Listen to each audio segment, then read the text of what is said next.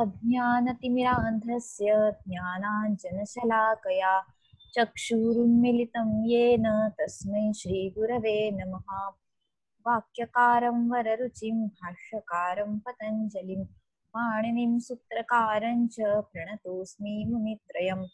अनादिनिधनं ब्रह्म शब्दतत्त्वं यदक्षरं विवर्तते अर्थभावेन प्रक्रिया जगतो यतः।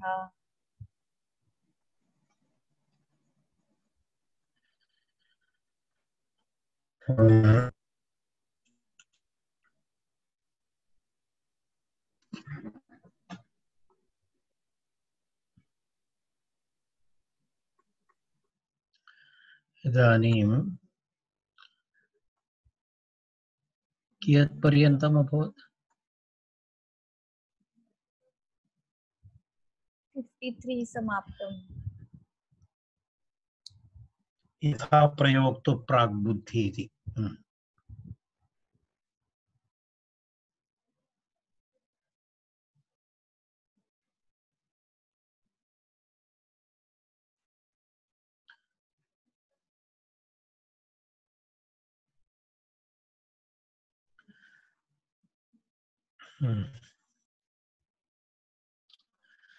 तर्हि विषयः अस्माकं कः विषयः चलति? मया उक्तम् आसीत् शब्दस्य अनेकधर्मसमावेशः चलति न, शब्दे अनेक धर्माणां समावेशः इति चलति। 53 पर्यन्तम् अभवत्। इतोपि कारिकाद्वयं तस्मिन्नेव विषये अस्ति।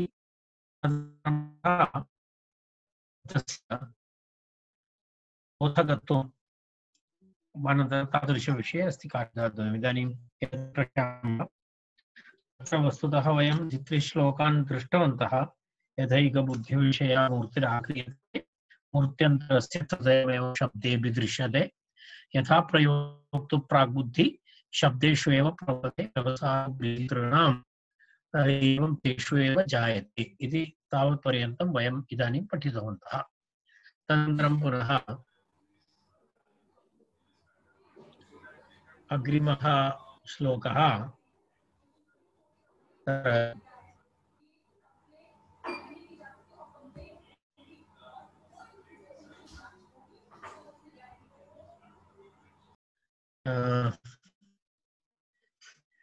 तत्र शब्दस्य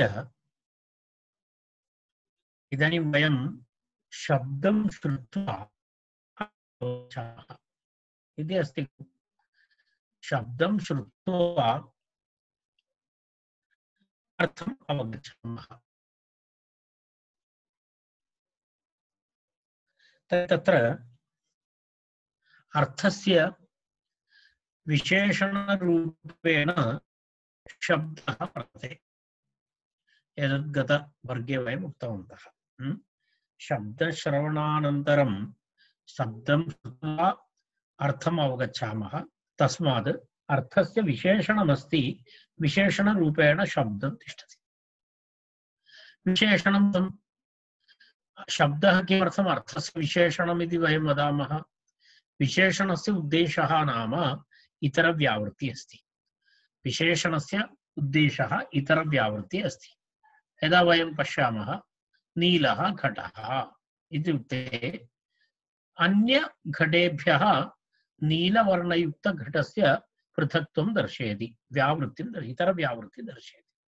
तदेव विशेषणस्य उद्देशः, विशेषणस्य कार्यं तदेव। विशेषणम् अर्थेन सह न सम्बध्यते, पदार्थेन सह न सम्बध्यते। विशेषणस्य कार्यं कियदस्ति? अन्य पदार्थेभ्यः व्यावृत्य तस्य कार्यं तत्र सम्पन्नं भवति। तत्र कार्यभाक्त्वं नास्ति तस्य। तर्हि क्रियया सह तस्य सम्बन्धः नास्ति इत्यर्थः। एवं शब्दस्यापि एवमेवं कार्यमस्ति, विशेषणमिव। यदा बहुभ्यः शब्देभ्यः उक्तशब्दं व्यावर्तयति। यदा घटः इत्युच्यते चेत् अन्यपटादिशब्देभ्यः घटपदार्थं बोधयित्वा सः शब्दः तत्र सम्पन्नः भवति। तस्य शब्दः चरितार्थः भवति। पुनः तस्य कार्यं किमपि नास्ति। यदा शब्दः अर्थं बोधयित्वा तद् समाप्तं भवति खलु। शब्दः अर्थबोधनानन्तरं वयं पूर्वं गतकारिकायामपि चिन्तितवन्तः। अर्थबोधनानन्तरं शब्दस्य किमपि कार्यं नास्ति। शब्दं तु नश्यति एव, शब्दः तु न तिष्ठति, केवलम् अर्थबोधपर्यन्तं शब्दस्य कार्यं भवति। तेन कारणेन तत्र एतद् वस्तुतः कार्यभाक्त्वं नास्ति इत्याशयः। तर्हि तस्मिन् विषये क्रियान्वयः नास्ति एतस्य विशेषणस्य शब्दस्य इति तद् वक्तुम् अग्रिमा कारिका तत्र आरभते। तं कारिकां वयं पठामः, तदनन्तरं तस्य विवरणं पश्यामः। पठामि, भवन्तः पठन्तु। अर्थोपसर्जनीभूतान् अर्थोपसर्जनीभूतान् अभिधेयेषु केषुचित्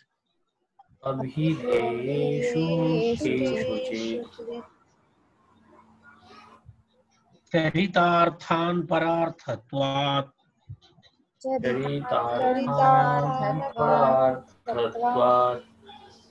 न लोक प्रतिपद्यते।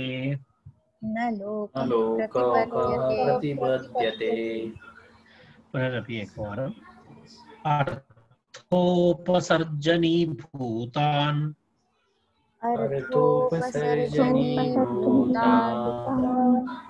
अभिधेयेषु केषुचित्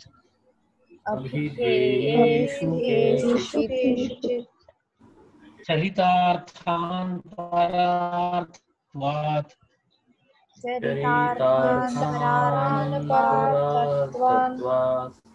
न लोक प्रतिपद्यते।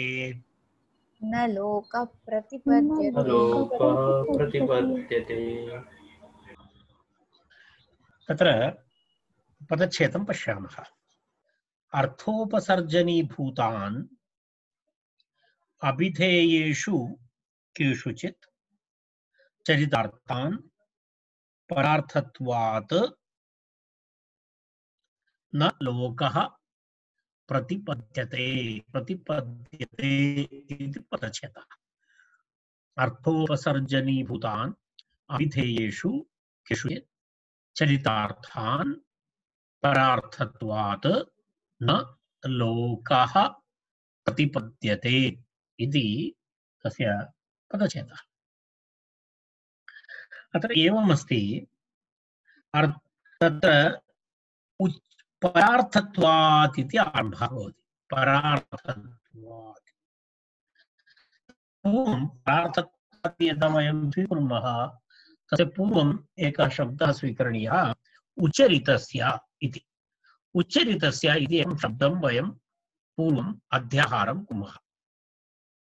तर्हि उच्चरितस्य परार्थत्वात्, उच्चरितस्य शब्दस्य परार्थत्वात्, यस्य शब्दस्य उच्चारणं वयं कुर्मः तस्य आशयः कः?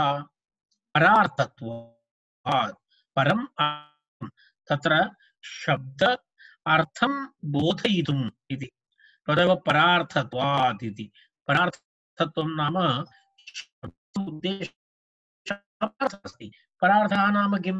परार्थः नाम अत्र शब्दः अर्थबोधं करोति, अर्थबोधाय इति अर्थः तत्र परार्थः। केषुचित् अभिधेयेषु अर्थात् कुत्रचित्, केषुचित् अभिधेयेषु, अभिधेयेषु इति यत्किमपि यदा किमपि बोधयितुमिच्छति अभिधेयः भवति। यदा घटः पट्टः इत्यादि अभिधेयः भवति, तादृश अभिधेयेषु अर्थात् तादृशबोधं जनयितुं चरितार्थान् इत्युक्ते यत्र तस्य प्रयोजनं भवति, अर्थात् अर्थबोधने केषुचित् अभिधेयेषु तत् चरितार्थान् अर्थोपसर्जनीभूतान् शब्दान् इति। अर्थोपसर्जनीभूतान् शब्दान्, अर्थोपसर्जनीभूतान् शब्दान् इत्युक्ते कः अर्थः?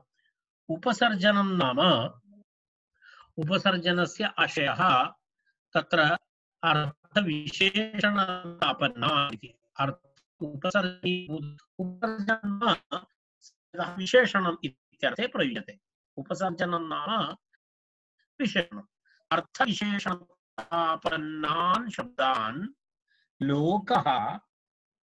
लोकः न प्रतिपद्यते, न प्रतिपद्यते, पुनः ते बोधे न प्रतिपद्यते इति। बोधे इति शब्दः स्वीकरणीयः। बोधे इति शब्दः तत्र नास्ति। लोकः श्रोतारः बोधे बुद्धौ न प्रतिपद्यते, न प्रतिपद्यते क्रियाङ्गत्वेन न जानाति इत्यर्थः। क्रियाङ्गत्वेन न जानाति इत्यर्थः। अर्थात् तत्र एकम् अर्थोपसर्जनीभूतान् इति शब्दस्य किञ्चित् विवरणं कुर्मः।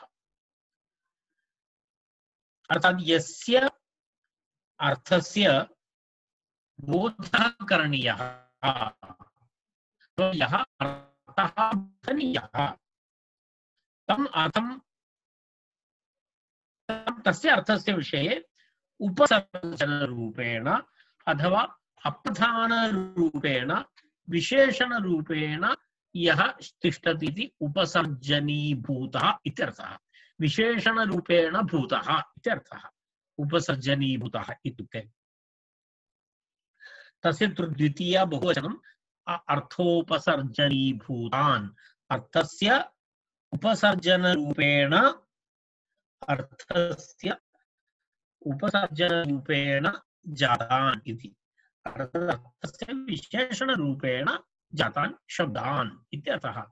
तस्य तस्य तद् वस्तुतः विशेषणमस्ति अर्थोपसर्जनीभूतान् इति। तस्य विशेषं नाम शब्दान् इति। अर्थोपसर्जनीभूतान् शब्दान् लोकः, शब्दान् इति तत्र अस्माभिः स्वीकरणीयम्।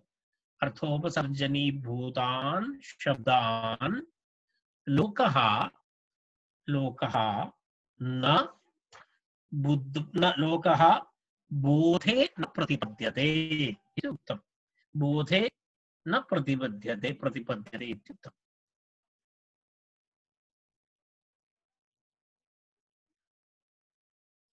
पश्यतु, तत्र यदा किञ्चित् वयं पश्यामः, एतस्य विवरणं पश्यामः,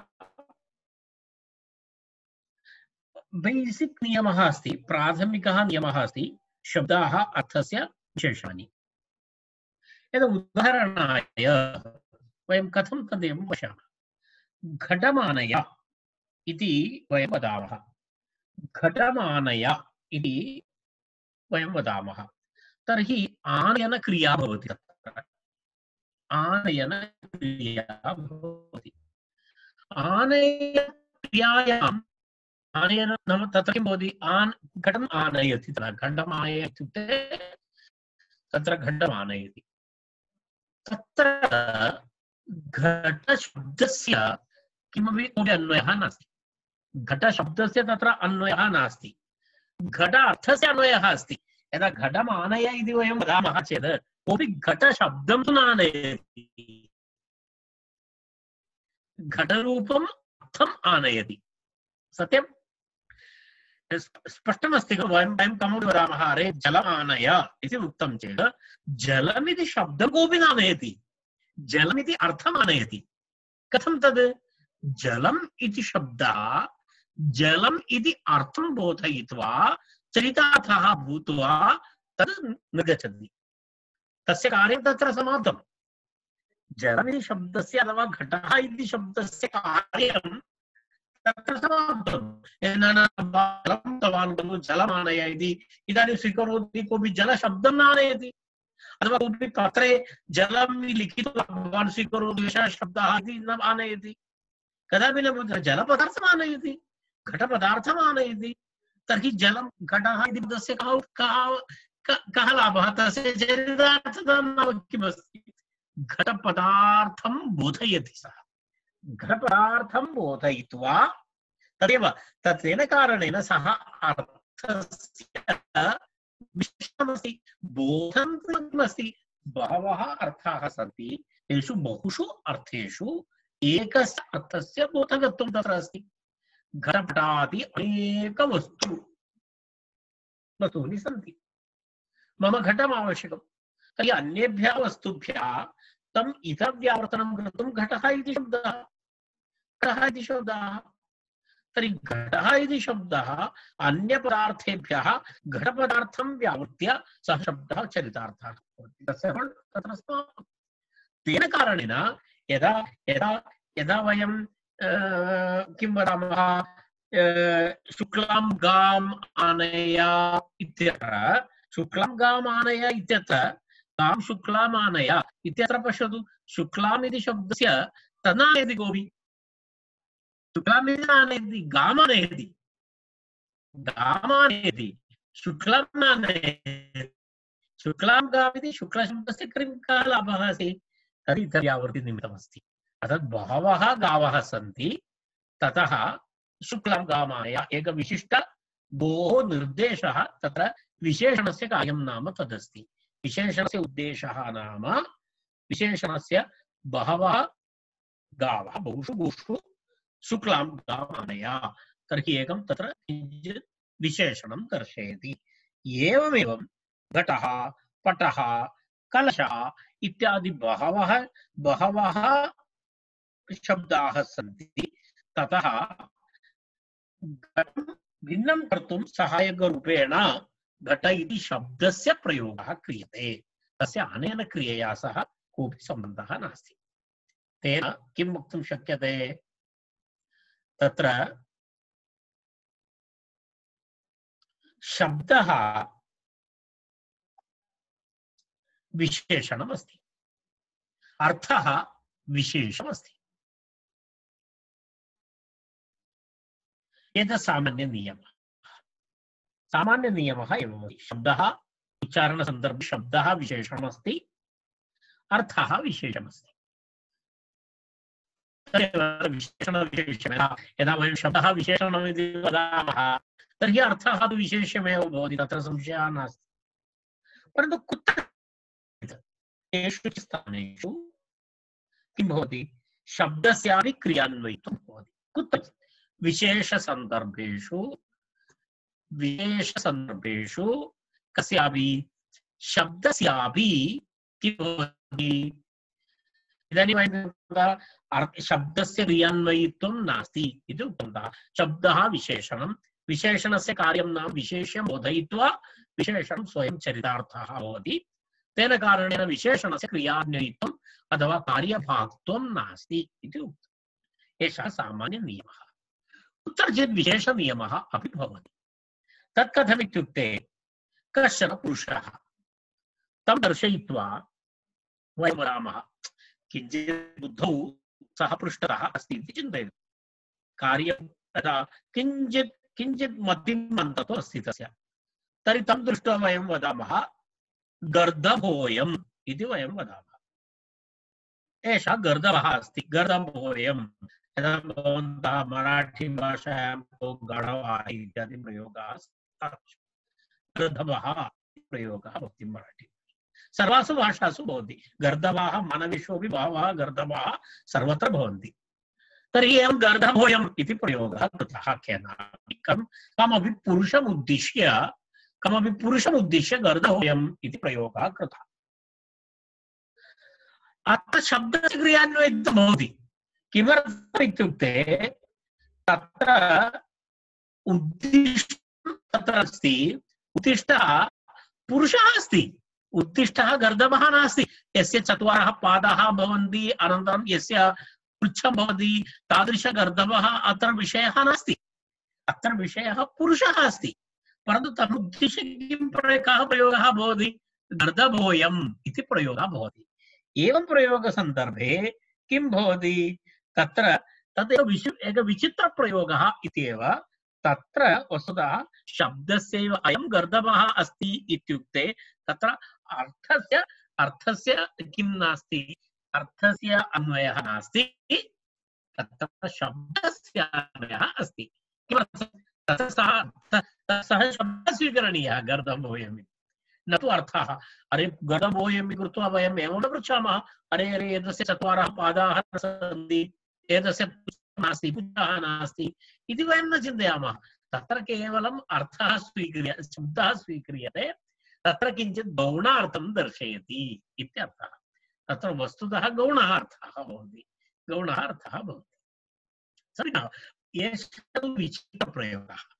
अत्र विचित्रप्रयोगेषु शब्दस्य अन्वयः भवति, परन्तु सर्वत्र तथा नास्ति। सर्वत्र शब्दानां तत्र क्रियान्वयित्वं नास्ति, अर्थस्य क्रियान्वयित्वं भवति। शब्दः अर्थं बोधयित्वा स्वयं चरितार्थः भूत्वा विरमन्ति। तेन कारणेन शब्दानां कृते एव शब्दान् अर्थोपसर्जनीभूताः शब्दाः इत्युच्यन्ते। अर्थस्य उपसर्जनीभूताः भवन्ति शब्दाः, इत्युक्ते अर्थस्य विशेषणानि भवन्ति शब्दाः इत्यर्थः। अर्थस्य विशेषणानि भवन्ति शब्दाः। सो स्पष्टमेतत्। तत्र किमुक्तं पुनरपि एकवारं तत्र पश्यामः। शब्दस्य कार्यं नाम एतदेव अस्ति।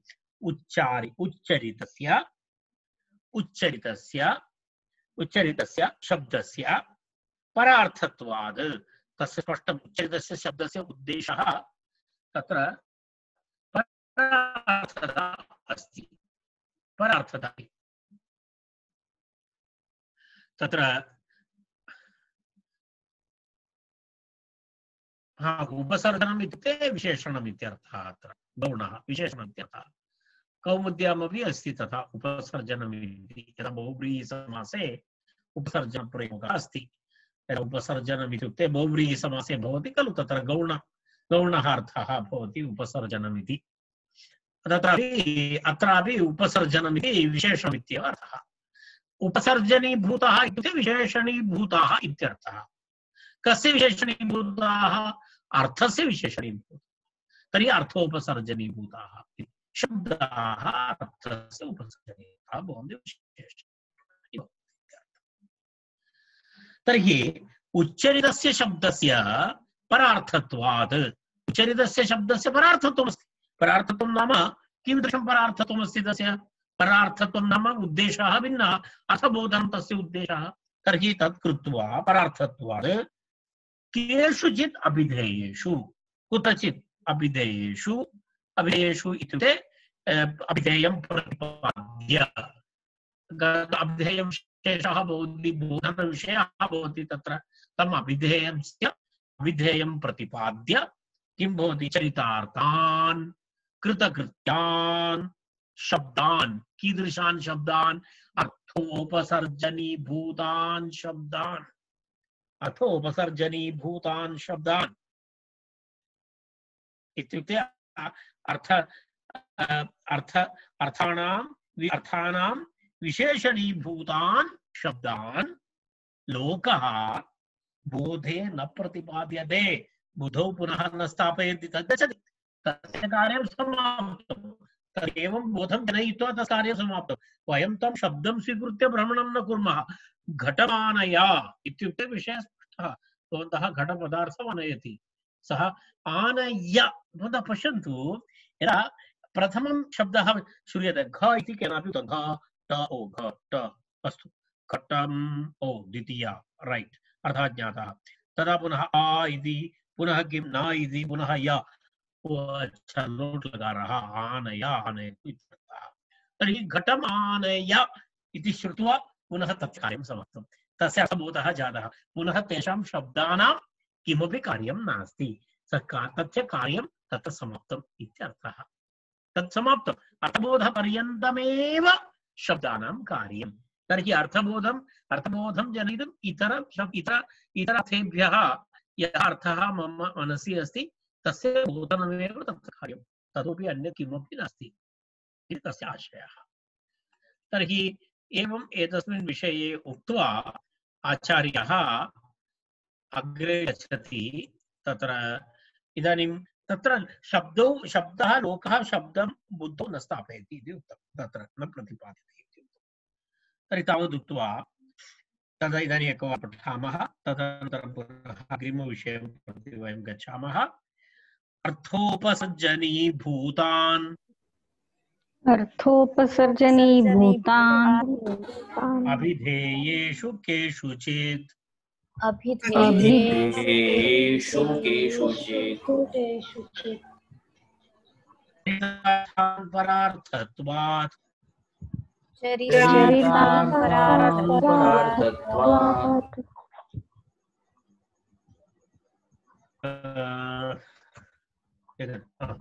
लोकप्रतिपद्यते लोकप्रतिपद्यते। इदानीं शब्दस्य विषये इतोपि एतस्मिन् प्रकरणे अन्तिमः श्लोकः शब्दे विविधधर्माणां समावेशः इति विषये। यदा वयं प्रकाशविषये चिन्तयामः, प्रकाशं किञ्चित् उदाहरणरूपेण स्वीकुर्मः। प्रकाशस्य स्वभावद्वयम् अथवा शक्तिद्वयम्। एकं तु प्रकाशः स्वयं प्रकाशते इति एका शक्ति। अपरा शक्ति तु अन्यं कमपि वस्तुविशेषं प्रकाशयति इति द्वितीया शक्ति। तर्हि प्रकाशः स्वयं प्रकाशते, तेन सह अन्यं प्रकाशयति च इति द्वितीया भवति। प्रकाशस्य शक्तिद्वयम्। स्वयं प्रकाशयति, अन्यं प्रकाशयति च इति द्वयम्। तत्र स्वयं प्रकाशयति इति तु इति या शक्ति भवति, सा शक्ति ग्राह्यशक्ति इति उच्यते। सा शक्ति ग्राह्यशक्ति इति उच्यते। अन्यं प्रकाशयति इति या शक्ति अस्ति, सा शक्ति ग्राहकशक्ति इति उच्यते। एका शक्ति स्वयं प्रकाशते इति किं भवति? ग्राह्यशक्तिः। अन्यं प्रकाशयति इति या शक्ति, सा ग्राहकशक्ति इति प्रकाशस्य शक्तिद्वयमस्ति। कारण प्रकाशः तु स्वयं प्रकाशते एव। अन्यं प्रकाशयति चेत् वयम् एकं दीपं ज्वालयामः, तर्हि स्वयं तत् ज्वलति, तेन सह अन्यं प्रकाशयति। एवं शब्दानां विषये अपि एक एव शब्दः उपाधिभेदेन ग्राह्यमपि भवति, ग्राहकमपि भवति इति भर्तृहरिः प्रतिपादयति अत्र। एवं प्रकाशस्य शक्तिद्वयं ग्राह्यत्वम् अनन्तरं ग्राहकत्वम्, एवमेव शब्दस्यापि उपाधिभेदेन ग्राह्यमपि अस्ति शब्दः, ग्राहकमपि शब्दः अस्ति इति उपाधिभेदेन। अर्थात् तत्र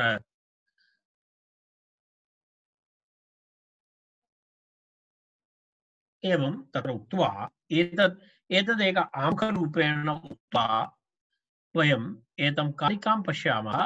तत्र ग्राह्यत्वग्राहकत्वविषये किञ्चित् इदानीम् अग्रिमा कारिका पठामः। ग्राह्यत्वं ग्राहकत्वं च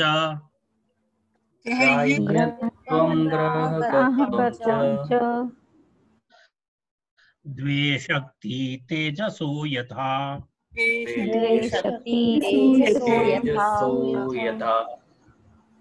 तथैव सर्वशब्दानां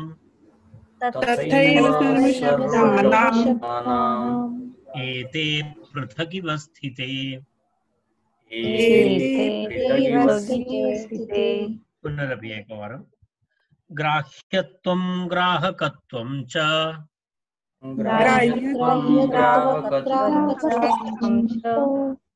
द्वे शक्ति तेजसो यथा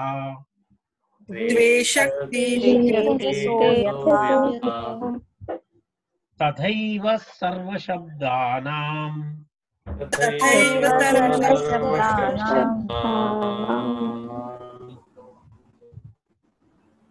एते पृथगिव स्थिते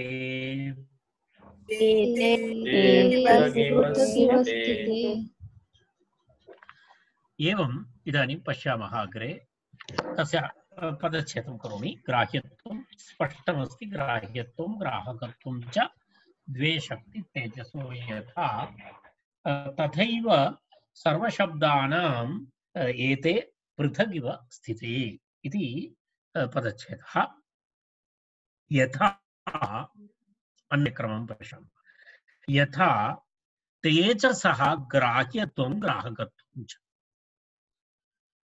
प्रकाशस्य ज्ञानविषय ग्राह्यत्वं नाम ज्ञानविषयम् इति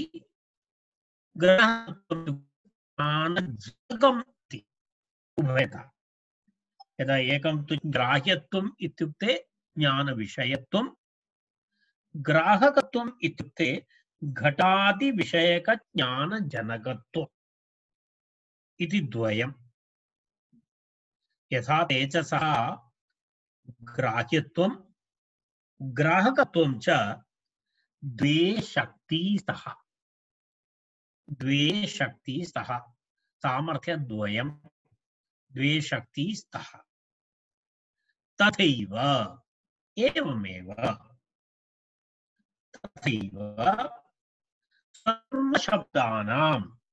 तथैव सर्वशब्दानां एते द्वे शक्ति अर्थात किं किम् एकं तु स्वप्रकाशकम् अपरं तु अन्यप्रकाशकम् इति शक्तिद्वयं पृथक् एव अस्ति पृथक् न एकनिमिषं तदैव सर्वशब्दानां पृथक् इव स्थिते इति उक्तम् अर्थात् पृथक् इव भिन्नमिव वस्तुतः भिन्नं नास्ति परन्तु भिन्नम् इव उपाधिभेदेन भिन्नम् इव पृथक् इव स्थिते इति पृथक् इव स्थिते इति अर्थः द्विवचनम् अस्ति इति कृत्वा तत्र स्थिता स्थिते इति द्वे शक्ति इति स्थिता स्थिते एवं तिष्ठन्ति तिष्ठतः इत्यर्थः पश्यतु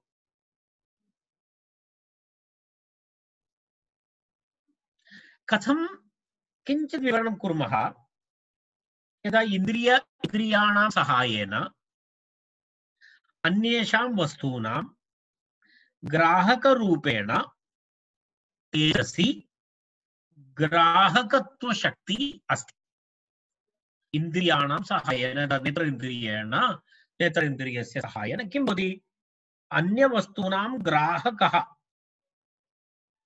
इति तेजसः तत्र ग्राहकत्वशक्ति अस्ति तद् बोधयति ग्राहयति इत्युक्ते बोधयति प्रकाशयति इत्यर्थः इत्युक्ते घटादि वस्तुषु इत्युक्ते बोधनं नाम प्रकाशः कथं बोधयति इत्युक्ते घटादि वस्तुषु आवरणरूपेण यः तमः भवति तस्य तमसः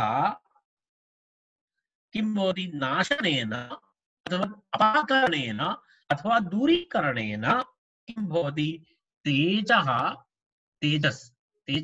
किं भवति ग्राहकः भवति तदेव से ग्राहकत्वं कारणं कुत्रचित् अन्धकारः तमः तत्र वयं किमपि द्रष्टुं न शक्नुमः तत्र यदि तेज प्रकाशः भवति सः प्रकाशः किं करोति तत्र यः अन्धकारः भवति तम् अन्धकारम् अपाकरोति तेन अन्धकार अपाकरणेन तत्र यः वस्तुविशेषः भवति सः प्रकाशयति इति प्रक्रिया इति स्पष्टा क्रिया अस्ति इति तत्र ग्राहकत्वं तस्य अस्ति एव तत्र संशयलेशोऽपि न परन्तु अयं तेजः कथं ग्राह्यं भवति इत्युक्ते तत्र किं वै तमोरूपं नास्ति यदा स्वयं तेजसि तमोरूपत्वं नास्ति तमोरूपता कुत्र आसीत् वस्तुषु आसीत् पदार्थेषु अन्यपदार्थेषु आसीत् तत्र तमोरूपम् अन्धकारम् अथवा तमोरूपं तमः अन्धकारः तम् अपाकरोति इति तत्र एतत् जातं। परन्तु अग्नौ पुनः अन्धकारः तु नास्ति एव। अग्नौ कुत्र अन्धकारः अस्ति? तत्र तेजसि अन्धकारः तु नास्ति एव। तर्हि तस्मात् तत्र एक आवरणभावः अस्माभिः कल्पनीयः भवति। अतः पूर्वं नासीत्, तत्र किं करणीयं भवति? तत्र स्वयंकृतः सहजः कश्चन आवरणभावः अस्माभिः कल्पनीयः भवति। कल्पितः तेन कारणेन तस्य कल्पितस्य आवरण अभावः कल्प्यते। पूर्वं तेजः नासीत्, यदा अग्निः प्रज्वलितः तर्हि तत्र अग्नेः कश्चन आवरणं तस्य अभावः भवति इति वस्तुतः कश्चन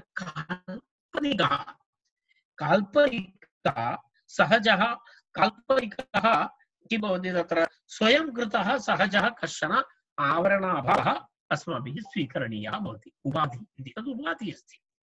एवं तत् किं करोति? एतेन प्रकारेण यदा तेजसि ग्राह्यत्वं ग्राहकत्वम् एतद्वयं भवति, तद्वत् शब्दः तस्य प्रथमं तस्य